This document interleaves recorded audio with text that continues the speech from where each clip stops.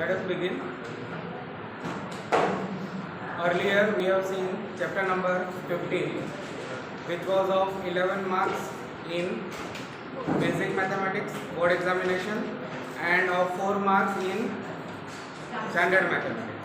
Here we are going to discuss about the next important chapter, which is of highest, means more marks.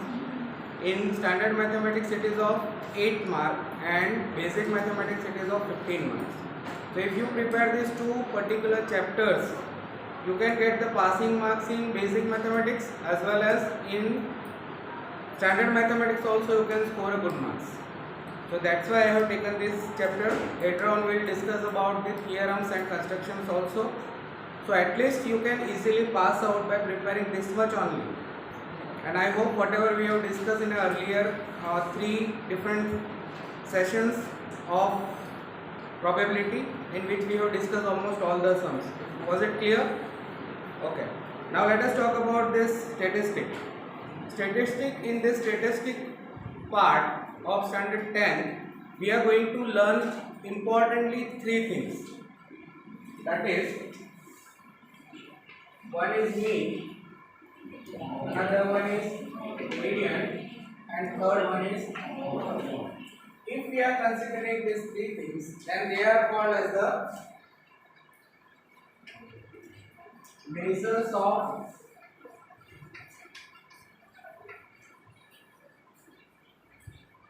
central tendency. They are known as the measures of central tendency. Means what? It means whenever we are going to find out something, the mid value, like average of something, then we will use this all 3 terms, that is mean, median and mode. We will understand about the basic of these 3 terminologies, mean, median and mode, and then we will solve the sums. Why I am telling to learn this basic? Because when it will be asked in 1 mark question, तो उसके अंदर वो जरूरी है. So we will learn what is mean, what is median and what is mode. We have learned about mean, median and mode in earlier standard, also in standard 9, that is for the ungrouped data. And here we are going to learn about the group data. Group data और ungroup data के अंदर फर्क क्या है वो भी हम यहाँ पे समझेंगे. ठीक है, group data and ungroup data that we are going to learn. तो उसमें अनग्रुप डेटा के अंदर जब सेंट्रल टेंडेंसी का मेजर फाइंड करना हो, मीन, मीडियन और मोड, तो मैं एक एग्जांपल देता हूँ. Just for the example, mean find out करना है. हमारे पास डेटा दिए हैं, एक है 10, दूसरा दिया हमें 30, 50, 70, 90. These are the 5 data if we will have, and we have to find out these 3 things, mean, median and mode. Okay, or even I will write it one mode, that is 10, one mode data. How many data are there? 1, 2, 3, 4, 5, 6, and one more I will write it, that is a 10. While we are finding out the mean for the data, then the formula of mean that you have already learned, x bar is equal to sigma fi xi. That is for the group data I am talking about. Sum total of all the observation. Means I will write it, sum of all observation divided by total observation. This is what you have learned. It is for ungrouped data, जिसके अंदर group नहीं बनाया हो, ऐसे data के लिए अगर हमें ये फाइंड करना हो, जैसे यहाँ देखो 10, 30, 50, 70, 90, 10, 10. Now what do? We'll do the sum total of all of them. ऐसे भी पूछ सकते हैं, ये याद रखना फॉर्मूला. ऐसे अनग्रुप डेटा 1 मार्क्स में दे दिया और फिर बोले कि इनका मीन फाइंड करो, तो what would be the formula? Mean of that would be equal to sum of all the observation divided by total number of observation. 1 mark में ऐसा आ सकता है. Sum of all the observation will do 10 plus second observation is 30 plus 50 plus 70 90 plus 10 plus total sir कितना होता है? 50. How much is that? Sure. 30 plus 10 40, 90, 90 plus 70 160, 160 plus 100 260 and 270. check it once again. What is the total? 270, sure. Divided by how many number of observations are there? 1, 2, 3, 4, 5, 6 and 7. 7 यहाँ क्या आया? 270 upon 7. करो कितना होता है 270 upon 7?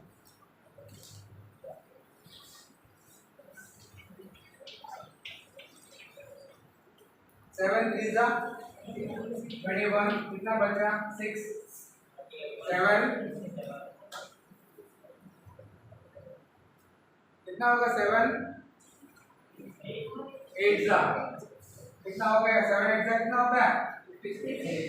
अच्छा तो 4 0 यहाँ होगा 0.7 5 जा 25 5 राइट. अगेन कितना होगा? 7 7 7 जा 1 मतलब 38.50. Now see, this is what the value of mean. Sum total of all the observation divided by total number of observation.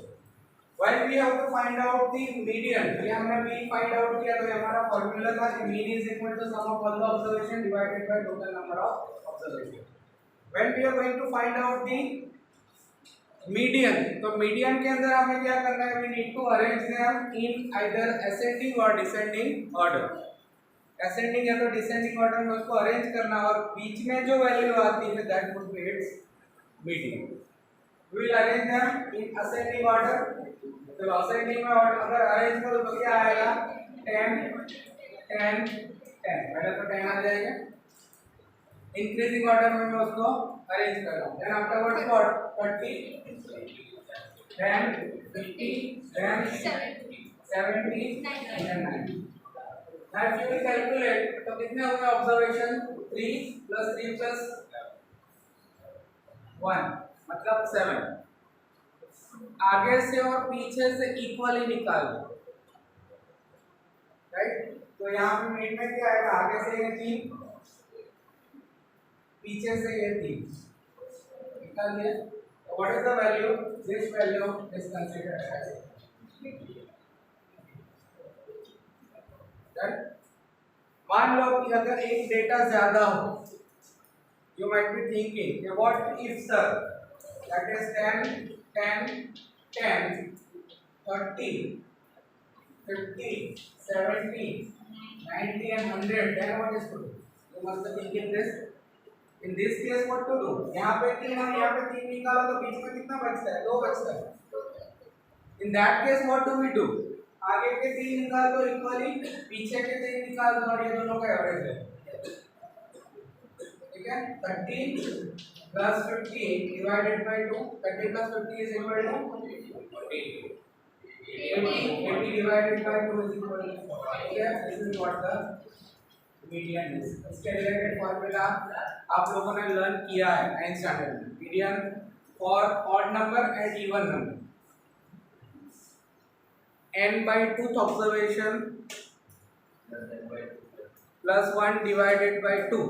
और अगर ऐसा होता है ये केस में तो क्या होता है? n by 2th observation plus n plus 1 by 2th observation divided by 2. Simply अगर बोलो तो क्या? आगे और पीछे के निकाल दो. अगर बीच में एक रहता है तो सीधी वैल्यू ले लो और अगर एक से ज्यादा रहता है तो क्या करो? दोनों का एवरेज ले. अगर यहाँ देखो टोटल डेटा कितने हैं इसमें? टोटल डेटा कितने हो गए? 8. तो यहाँ पे कौन सा होगा? 4th observation plus 5th observation. हमारा फॉर्मूला क्या था? n by 2th observation. n by 2 मतलब 8 by 2 is equal to what? 4. और दूसरा क्या था? प्लस n by 2 मतलब 8 plus 1 divided by 2. तो कितना होगा? 9 by 2. करेक्ट. ऐसा 8 by 2 plus 1. हमारा फॉर्मूला क्या था? n by 2th observation plus n by 2 plus 1th observation. Divided by 2। तो इसके अकॉर्डिंगली देखो तो यहाँ पे x की value 8/2 sorry that is 4 and यहाँ पे 8/2 4 plus 1 fifth observation divided by देखो 1 2 3 fourth observation plus fourth observation यहाँ से भी ले लो 1 2 3 fourth observation plus fifth observation divided by और इसमें क्या था n/2 ऑब्जर्वेशन टोटल 7 राइट 7/2 3.5 ऐसा होता है। फॉर्मूला क्या था? फॉर्मूला क्या था? n plus 1 by 2th observation। n plus 1 मतलब 7 plus 1 8 8 by 2th observation means 8 by 2 is equal to 4th observation 1 2 and 3 1 2 and 3 यहाँ से भी लो तो 4th observation आएगा। So this is what the median is and what is the meaning of mode? So the observation which is most frequently occurs in a data that is what we call as a mode। most frequently इसमें कौन सा आ रहा है? तो देखो ये है हमारे पास तो इसमें most frequently कौन सा आ रहा है? ज्यादा 1 2 10 आ रहा है मतलब इसका मीन कितना हुआ? तो 38.37 देखो 38.37 मीडियन कितना आया? हमने मीडियन फाइंड किया 30 और मोड कितना आया? समझ में आ रहा है मीन मीडियन और मोड क्या है? जो कम हियर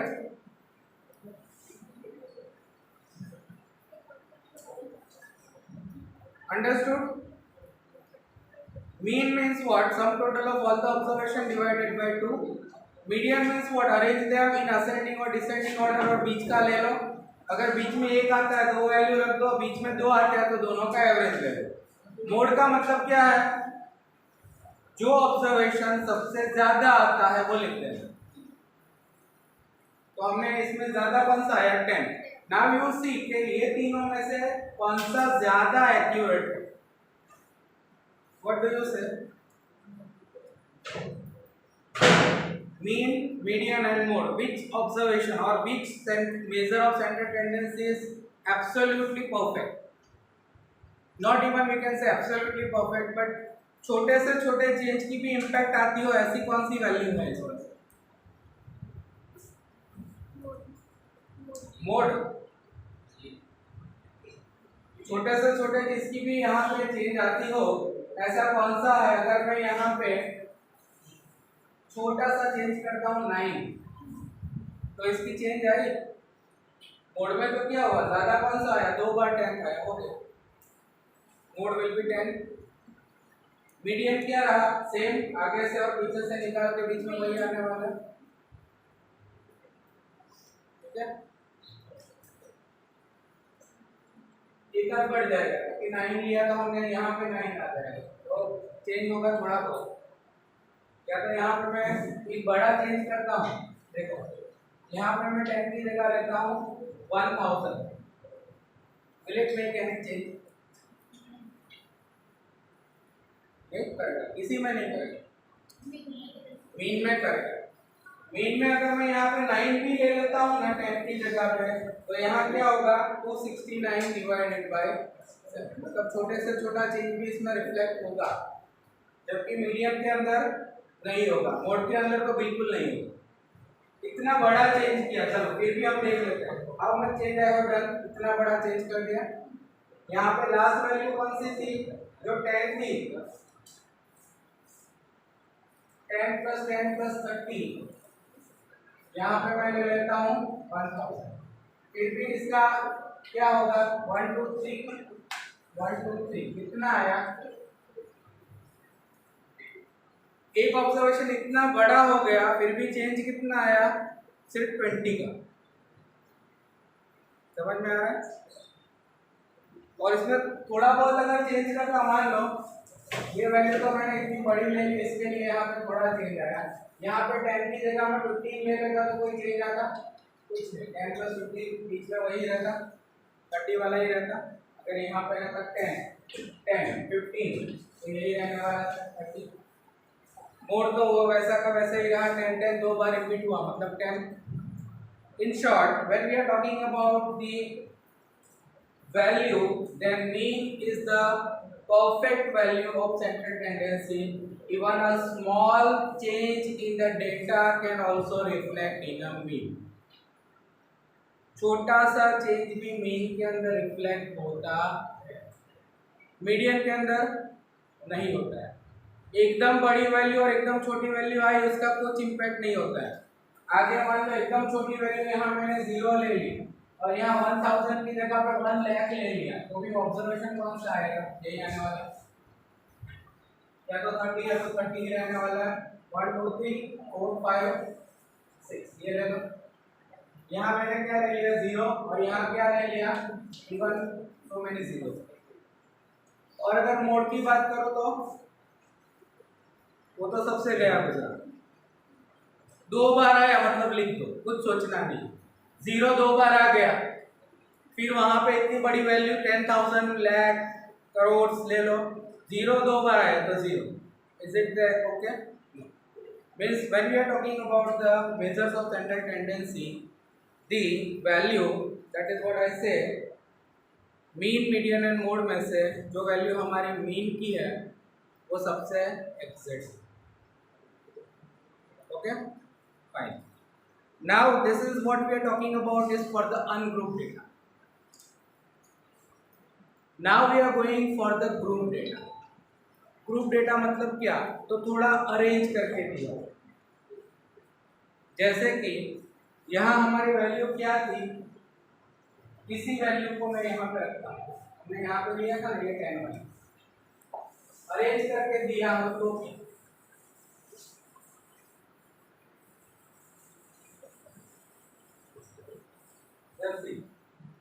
ये हमारा है 10 30 50 70 90 डन। दिस इज व्हाट, ये क्या हुआ हमारे वैल्यूज है। यहाँ मैं फ्रीक्वेंसीज लेता हूँ, तो 10 कितनी बार आया? फ्रीक्वेंसी 10 कितनी बार आया? 1 2 3, अरे 93। ओके, ये होगा हमारा एक्स है, ये हो गया हमारा फ्रीक्वेंसी मतलब एफ आई। ओके, यहाँ अगर 30 देखो तो कितनी बार आया? चलो 50 कितनी बार आया? समझ में आ रहा है क्या बोल रहा हूँ? ये जो अनग्रुप डेटा है इसी को मैं ग्रुप कर रहा हूँ। कौन से वाला? ये वाला 10 30 50 70 90 10 एंड 10। इसको मैं यहाँ पे लिख रहा हूँ xi एंड f।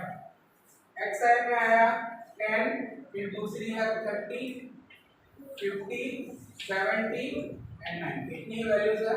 10 कितनी बार आया? 3, यहाँ लिखूंगा 3। 30 कितनी बार आया? 1, 50 1, 70 1, 90 1। यहाँ पे मैं इसका टोटल करके देखता हूँ कितना हुआ? 3 + 1 + 1 + 1 + 1 मतलब हो गया 7। यहाँ क्या करूँगा? fi × xi।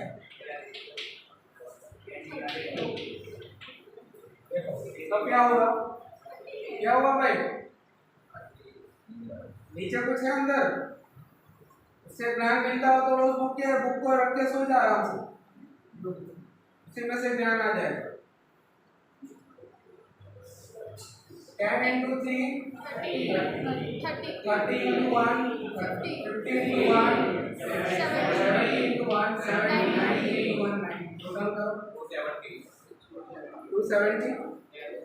हमारा डायरेक्ट मीन का फॉर्मूला क्या है? x bar is equal to sigma fi xi upon n, या तो sigma fi, that is what we say n, that is equal to sigma fi xi 270, क्या है सिग्मा मतलब total, upon n 7, that is equal to 38.57 38.57 done. फर्क क्या पड़ा? ये हमें ऐसे रैंडमली दिया था, उसको इसको थोड़ा ग्रुप करके। Got it? So that is what we said about the group data. Group data के लिए हमारा थोड़ा फॉर्मूला चेंज हुआ, but absolutely what we did, whatever we have done it in the earlier part. But इसकी जगह पे मान लो class range दी है, ये तो हमें क्या दिया था, डेटा के 10, 30, 50, 70, 90 और वो कितनी बार अकर्स हो रहे हैं, और हमने सिग्मा एफ आई एक्स आई किया। मान लो कि क्लास दिया हो, वो डेटा 10 आया, एक क्लास दिया हो 0 to 10, तो 10 कितनी बार आएगा, मतलब 10 हो या 1 to 0 से लेके 10 के बीच में हो, सारी वैल्यूज इसमें ही आएगी। उस केस में क्या करें, तो उसके लिए हम ग्रुप डेटा वाले, वो भी क्लास इंटरवल के रिलेटेड ग्रुप डेटा वाले हम लोग सम यहाँ पे करेंगे। ठीक है, चलो पहले फॉर्मूलाज लिखते हैं।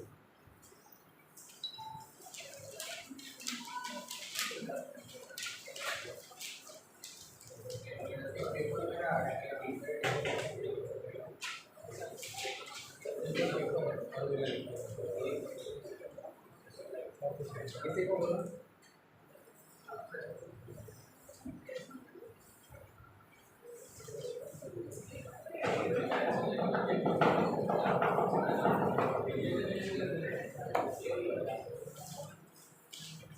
any problem?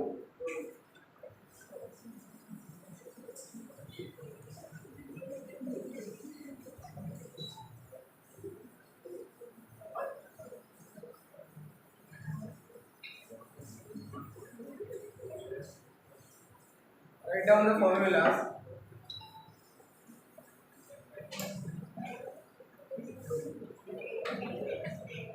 Formula for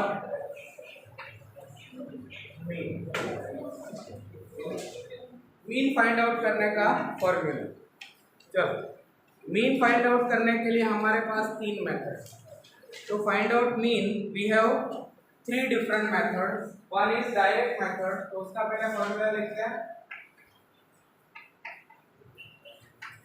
You can use any of the methods if they have not been asked to find out the value with a specific method। सिर्फ ऐसा पूछा हो मीन, तो आपको जो मेथड अच्छी लगे उससे आप कर सकते। बट स्पेसिफिकली पूछा हो कि इसके लिए करो, तो फिर हमें करना है। Write down, already written. Direct method, चलो उसके अंदर हम मीन को क्या बोलते हैं, x bar. X bar is equal to sigma f i x i upon sigma f i को एन भी बोलते हैं कभी कभी मतलब sigma f i is also consider is equal to small n. इसमें एक्स बार क्या है, तो लिख लो x bar is equal to mean,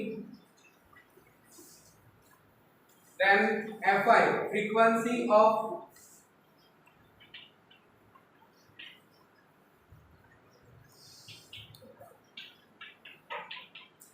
I class मतलब आई क्लास की फ्रीक्वेंसी, इन शॉर्ट सारी फ्रीक्वेंसीज जो भी हो। एक क्लास है तो उसके सामने वाली फ्रीक्वेंसी, दूसरा क्लास है तो उसके सामने वाली फ्रीक्वेंसी। इसके लिए हमने आई क्लास लिखा। फर्स्ट सेकंड थर्ड फोर्थ की जगह 1 2 3 4 आप ले सकते हो। कितने क्लास तक है वो, x bar x i is equal to mid point of a class, कोई एक क्लास का mean point, and sigma f i which I told which is also considered as n, उसको हम n भी बोलते हैं। तो वो क्या है, total frequency.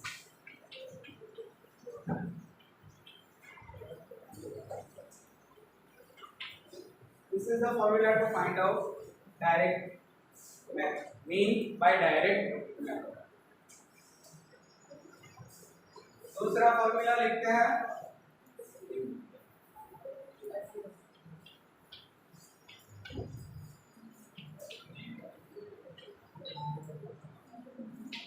assume mean method। assume mean method, इसमें assume करना है। क्या करना है, कैसे करेंगे, that we will see during our sums। हम जब सम करेंगे तब देखेंगे। पहले फॉर्मूला लिख लेते हैं, x bar is equal to a plus sigma f I into D I. इसमें डी आई है, क्या है वो हम लिखते हैं, sigma f i d i upon sigma. पहले तो हमें पता है एक्स बार क्या है, x bar is equal to mean. दूसरी वैल्यू कौन सी आई? A. What is that a? ठीक है, तो ए क्या होता है? एज्यूम मीन, जो हम एज्यूम करने वाले हैं वो वाला, मतलब यहाँ पे लिखेंगे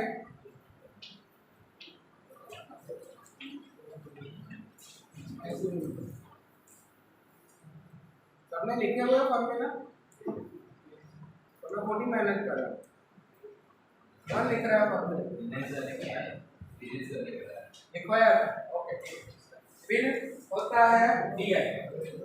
डी आई मतलब एक्स आई माइनस ए। सारा सम्स कराया, सम्स भी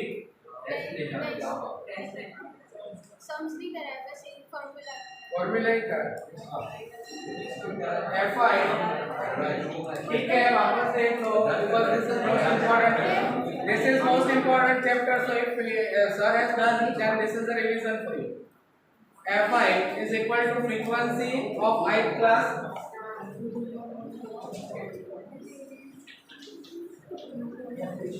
और हमारा सिग्मा fi क्या है तो हमने ऑलरेडी लिखा हुआ है, वो हमें पता है sigma fi which is equal to n which is equal to total frequency। Done. तीसरा फॉर्मूला होता है जो है step deviation method.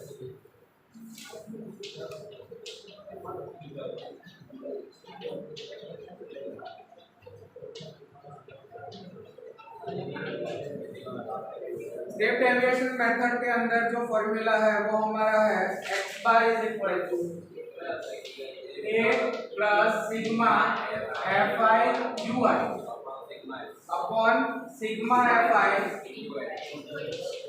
Into x। इसमें x बार क्या है आपको पता है, मीन।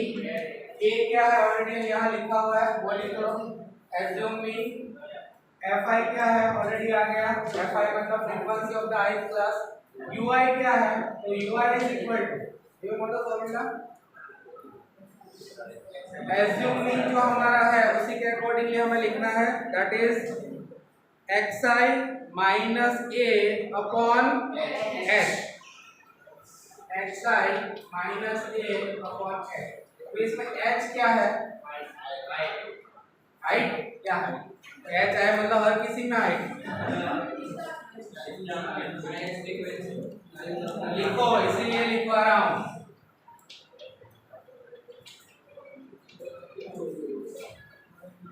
इक्वल क्लास लेंथ,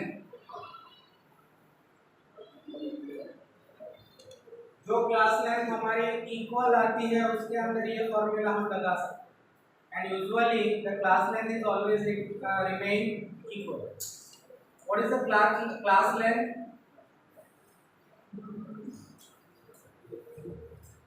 अपर लिमिट माइनस लोअर लिमिट। अगर वो क्लास कंटिन्यू रहता है 10 to 20, 20 to 30, 30 to 40, तो अपर limit minus lower limit.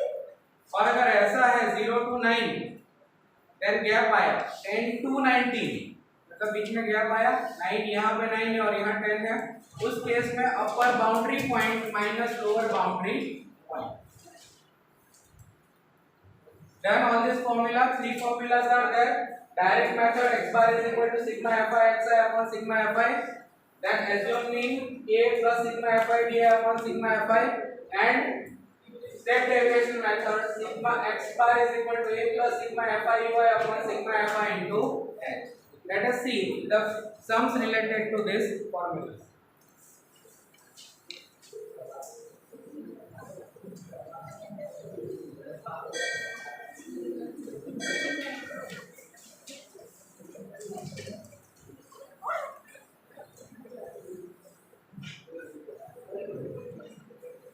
Let's come to the exercise.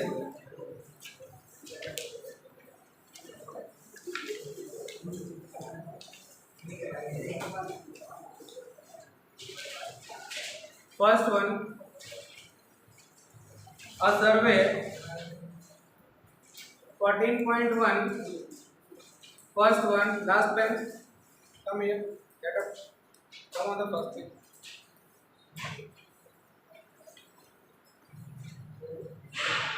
A survey was conducted by a group of students as a part of their environmental awareness program, in which they collected the following data regarding the number of plants in 20 houses in a locality.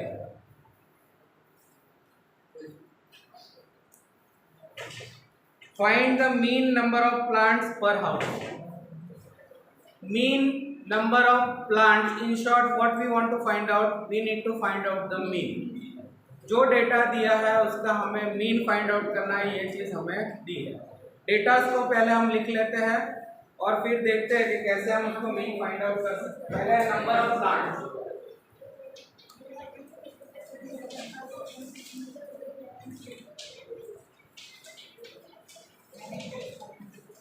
And number of houses.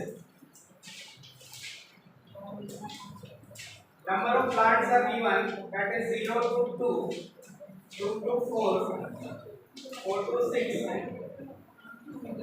जिस किसी को आता है यहाँ आके कर सकता है।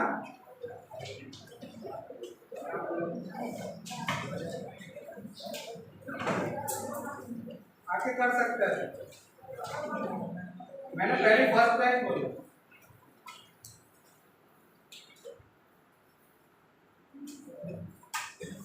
One, two, 1, 5, 6,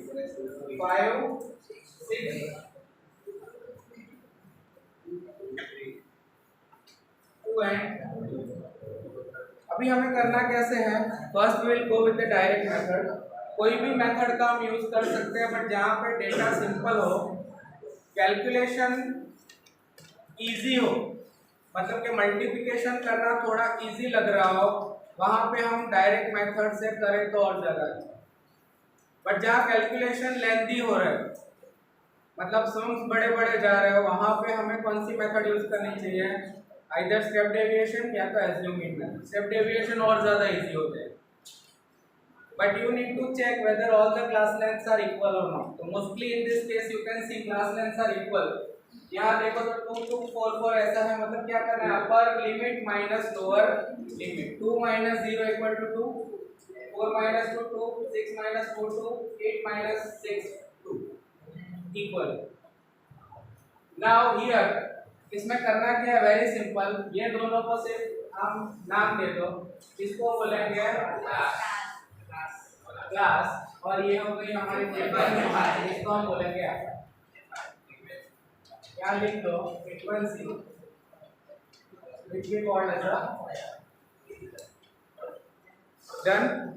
Now here if you wanted to go with this formula, as I said, we will go with the direct method.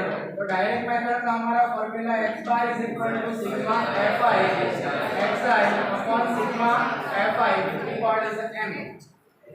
In this we want three values, fi की वैल्यू चाहिए, xi की value चाहिए और n की value चाहिए। n means what? Sum total of all the frequencies. यहाँ हम लिख सकते हैं सिग्मा fi, तो ज़्यादा समझ में आएगा। सिग्मा fi मतलब sum total of all the observations, सारी फ्रीक्वेंसीज का टोटल, वो हमें यहाँ मिल जाएगा सिग्मा fi। ये टोटल मतलब सिग्मा, उसके मुंह के ऊपर शायद सिग्मा छपा हुआ है। Ask what is sigma? Get up and say what is sigma fi? Tell me, get up, get up and answer in this question. What is that? करना total.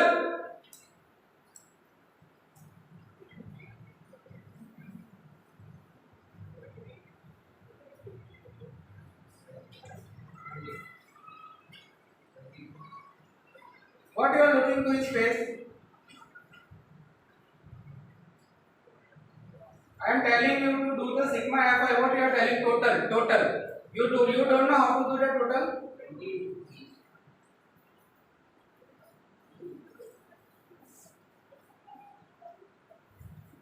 This is fi. We want to go for xi. What is the meaning of xi? Xi means, as I said, what we have written. What is the meaning of xi? midpoint of the given class. For that, how to find out the midpoint in this case? When these are the continuum, we will have to do the total 2 plus 0 divided by average. यहाँ अगर देखो तो 2 plus 0 means 2, 2 by 2 is equal to 1. यहाँ पे लिखेंगे हम लोग xi is equal to 1. Then here 4 plus 2 6, 6 by 2 is equal to 3. 6 plus 4 10, 10 divided by 2 is equal to 5. 8 plus 6, 8 plus 6, 14 divided by 2, 7. 10 plus 8, 18 divided by 2. In short, if you will see, then here the same thing is added. 1 plus 2 is equal to 3. 3 plus 2 5, 5 plus 2 7, 7 plus 2 9. तो आगे क्या होगा? 9 plus 11, 11 plus 2. Now we'll go for sigma. Sorry, पहले हम लिखेंगे alpha into x, फिर sigma find out करें. Sigma मतलब sum total of all. alpha into x है 1 1 1, 3 2 6, 5 1 5, 7 5 35, 9 6 54, 11 2 11, 22, 39, ये सबका टोटल करो, वो होगा सिग्मा fi x. कितना होगा? 160. Done? Sure? Yes. 160. We got all the values whatever we require in the formula. That is sigma, sorry, x bar is equal to, formula हमने यहाँ लिखा है sigma fi xi. We have done. This is what the sigma fi xi, and here sigma fi already got, that is 20. So we'll write it here. This value is here 162 divided by sigma fi is equal to 20. अगर simple करना हो तो हम क्या करेंगे? 10 into 2 मतलब 162 को 2 से डिवाइड करो, कितना होगा? 162 का हाफ करो,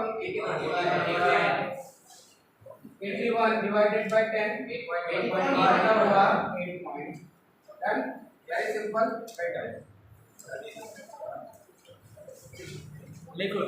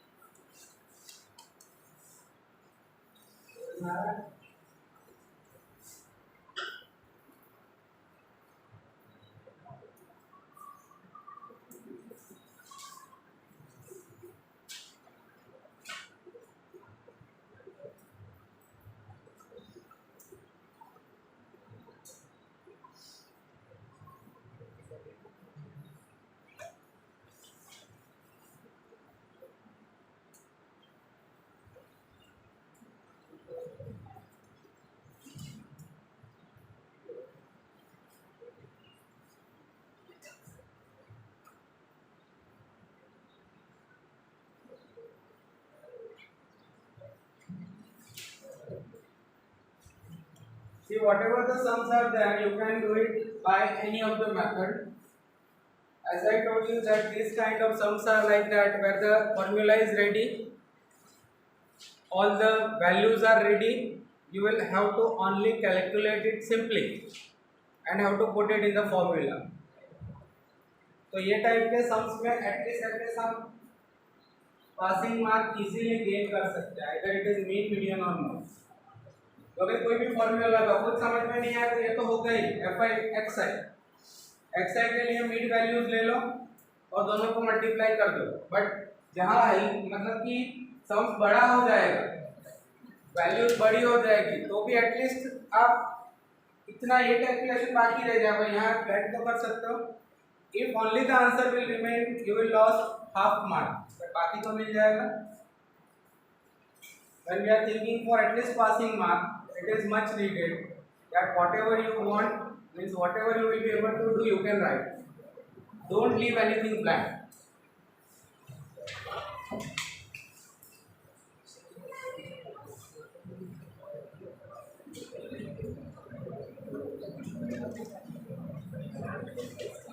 See in this question, the last line is also there. Which method did you use for finding the mean and why? Here we can write it in this.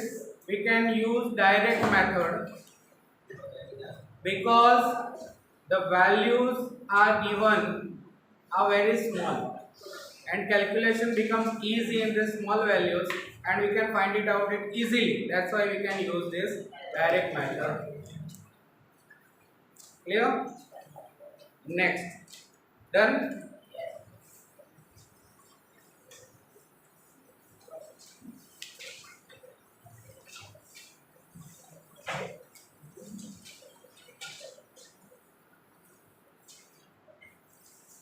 Next sum we will do it with the assume mean method. Consider the following distribution of the daily wages of 50 workers of a factory and we will do with the assume mean method. Class is given, I write it simple, I will directly write the answer. आपको भी सिर्फ direct answer से आप start कर सकते हो, no need to write the question. So we'll do it class और यहाँ लिखूंगा फ्रीक्वेंसी, जिसको हम बोलते हैं FI. तो सिंपली लिख देता हूँ मैं FI. I'll write the class. Class is given 500 to 520, 520 to 540, 540 to 560, 560 to 580, 580 to 600. Then FI की वैल्यूज हम यहाँ लिख लेते हैं 12, 14, 8, 6. Now, first of all, when we wanted to use the assume mean formula, we'll write the formula for that.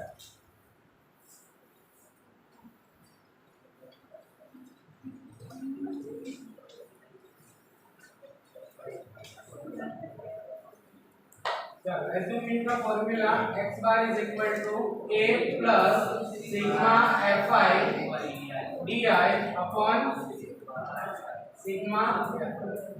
This is what the formula is. Now what we want to find out, we'll focus on that and then we'll go ahead.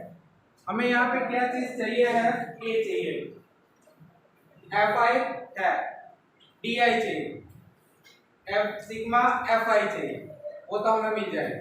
सबसे पहले हम sigma fi find out कर लेते हैं. Sum total of all cases called as sigma fi. कितना होगा? Sigma fi is equal to 50. Sure? Sum total of all of this, that we got this one ready. ये हमारे पास आ गया. Now assume mean के लिए हमें पहले चाहिए assume mean a. What is the meaning of assume mean? तो assume mean find out करने के लिए हम कोई ऐसी वैल्यू लेंगे सेंटर की कि जिसके ऊपर और नीचे का वैल्यू ऑलमोस्ट, मतलब कि जो नंबर्स है वो सेम हो, तो जिससे हम इजीली शॉर्ट आउट कर सके. इसमें अगर देखो तो टोटल ऑब्जर्वेशंस आर 5. ठीक है, तो बीच में जो वैल्यू आती है यहाँ की, वो वैल्यू हो सकती है एज्यूम मीन. ऊपर और नीचे की इक्वल हो उतना हम ज्यादा से ज्यादा ऐसा कर, not necessary you can take any, but जितना मिडल में लो उतना हमें थोड़ा इजी हो जाता है. But assume mean value we need not to take it from this, क्योंकि एज्यूम मीन कहां से निकलने वाला है, मीन कहां से निकलने वाला है, मीन इसमें से निकलने वाला है ना. ये तो फ्रीक्वेंसी है, कितनी बार आ रहा है वो है. हमने देखा 10, 20, 30 हमने लिखा था. मीन कहां से निकला था, वो वैल्यू में से मीन निकला था. तो इसके अंदर से वैल्यू निकालने के लिए तीनों देखिए, तो क्लास है, तो क्लास के लिए हम क्या फाइंड करते हैं, sigma xi, sorry xi xi की वैल्यू मतलब क्या, मिड पॉइंट। अब यहाँ देख लो इसका और इसका सेम है कि नहीं, पहले ये चेक कर लो, ये सेम है, डन। तो ये दोनों का डिफरेंस ले लो, 520 माइनस 500 कितना आएगा, गैप कितना है 20 का, राइट। मतलब टोटल हम कर सकते हैं 500 प्लस 520 मतलब 1020 डिवाइडेड बाय 2 कितना होगा, 510 510। सिमिलर वे यहाँ अगर देखोगे तो इन शॉर्ट ये दोनों के बीच की वैल्यू आने वाले 530 प्लस 540 यहाँ आएगा 530, यहाँ होगी 550, यहाँ होगी 570, यहाँ होगी 590। एज्यूम मीन लेने के लिए हम कोई भी एक मिडल वैल्यू को एज्यूम मीन कंसीडर कर लेते हैं। मैं ये वैल्यू को एज्यूम मीन कंसीडर करता हूँ, it is equal to mean. अभी हमारा फॉर्मूला क्या है, सिग्मा fi into di। तो पहले हम लोग फाइंड करते हैं di का फॉर्मूला क्या लिखवाया था मैंने, x bar sorry xi minus a, यही है xi माइनस a। तो xi क्या हुआ, तो ये पहले क्या होगा देखो 510 माइनस a मतलब 550। तो यहाँ पे definitely greater value is with the minus sign, तो यहाँ माइनस में आएगी value 510 minus 550 is equal to minus 40। Now you can do it even orally also, 530 minus 550 minus 20 minus 40 minus 20।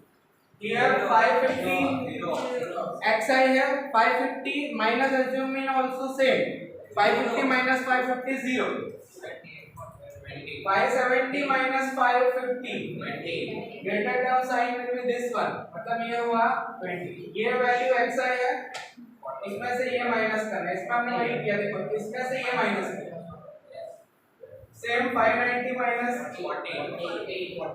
अभी यहाँ क्या करना है, जो माइनस माइनस वाले हैं वो सबका टोटल कर लो, प्लस प्लस वालों को टोटल कर लो, 40 प्लस 20 60, और यहाँ होगा 40 प्लस 20 60 बट कितना माइनस 60, तो क्या आया ये 0,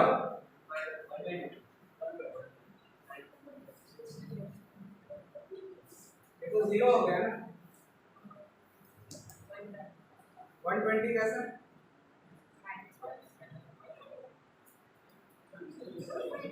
सम टोटल करना है ना आपको,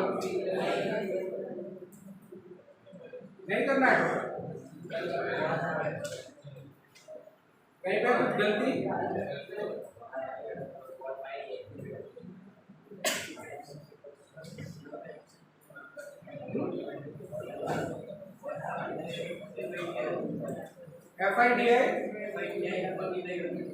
FIDI हमें फाइंड आउट करना है, ना कि इसका टोटल करना, बस यहीं पे गलती होती है। बहुत सारे क्या करते हैं, इसीलिए मैं यहाँ पे टोटल करने की ट्राई कर रहा था कि कितने जन बोलते हैं कि टोटल कर दो। अगर यहाँ पे हम टोटल करेंगे तो क्या आएगा 0 plus 60 sorry minus 60 0। Assume in exact हमने सेंटर में लिया है तो ऊपर और नीचे की वैल्यू सेम ही होगी। अगर ऐसा करोगे तो 0 आ जाएगा, यहाँ क्या लिखेंगे 0 और पूरा सम गया 0, मतलब assume in will be the value. What is the formula that you will have to look properly and then you will have to follow? जैसे assume में हमने ये ले लिया तो assume in की वैल्यू हम लिखेंगे 550, बट यहाँ है fy into di और उसका सिग्मा लेना है, ना कि di का sigma. That should be very much clear in your mind। और मैंने देखा है, इसीलिए मैं यहाँ पे टोटल करने की ट्राई कर रहा था, मैंने देखा है बोर्ड एग्जाम्स में भी स्टूडेंट्स ये गलती करते हैं, इतने फॉर्म में होते हैं कि यहाँ तक पहुंचते ही नहीं है, यहाँ पे सीधा टोटल करके 0 आ गया तो 0 जो आया वो वैल्यू रख के आ गया, वही मिस्टेक। क्या करना है हमें लेना है not this one, we wanted to go with FIDI, तो हम यहाँ पे लिखते हैं FI into जो भी हम बाद में लिखते हैं। क्या फाइंड करना है,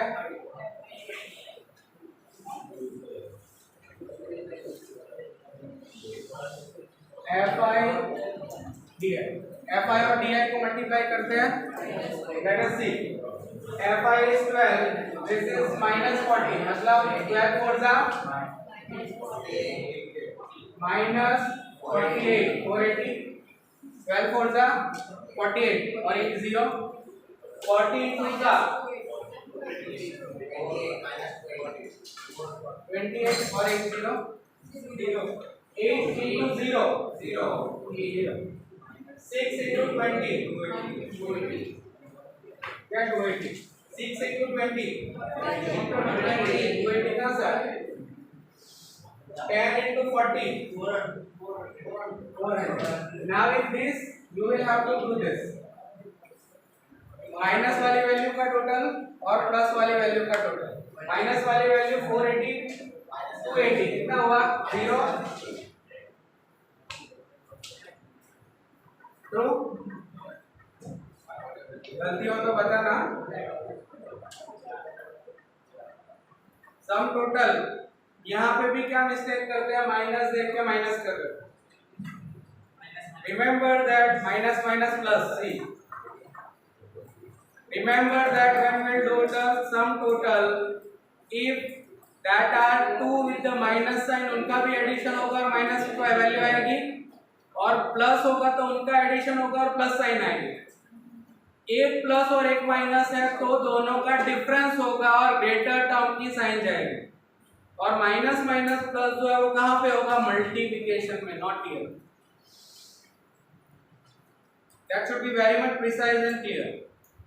यहाँ करते हैं 400 plus 120 कितना हुआ, sorry 520। Now in this I write it sigma fi into dx, sigma मतलब टोटल, उसमें 520 plus minus 760 मतलब minus 760 यहाँ लिखता हूँ, अभी डिफरेंस ले लो 240 and 340, 240. Which one is greater term? This one, मतलब minus 240, minus 240, clear?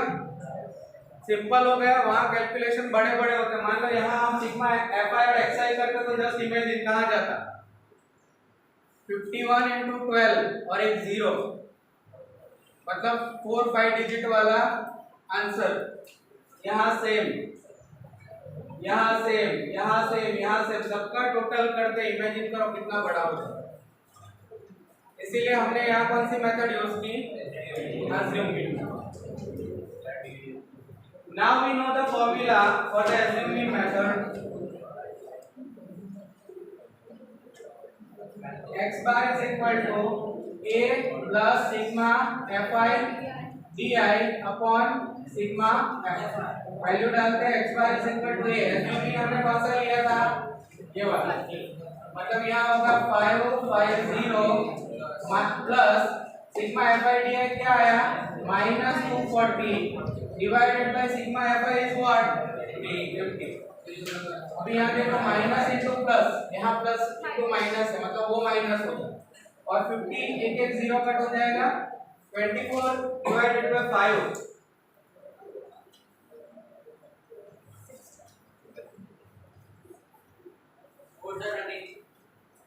4 जा 20, 4 बचा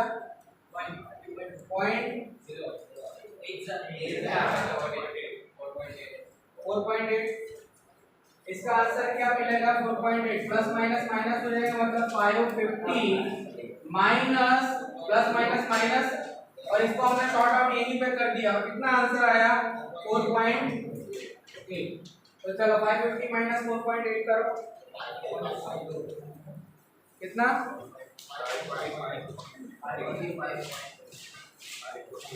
5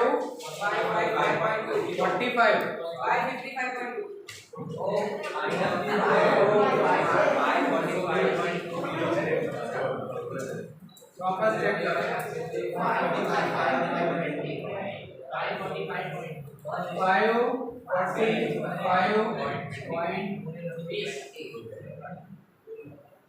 समझ में आया। Assuming method is clear, right?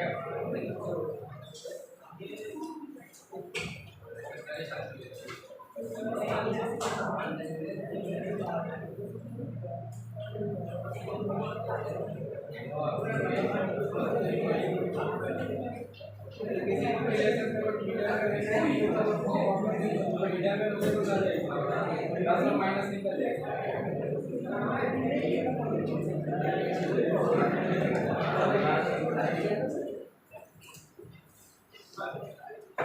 But simple कब होगा अगर ये वही वैल्यू बड़ी हो जाए तो वापस वहीं पे जाकर पहुंच जाएगा। थोड़ा सिंपल होगा बट आपका कॉम्प्लिकेटेड होगा, इसीलिए मिडल वाला लो, माइनस और प्लस हो एकदम सिंपल आंसर है।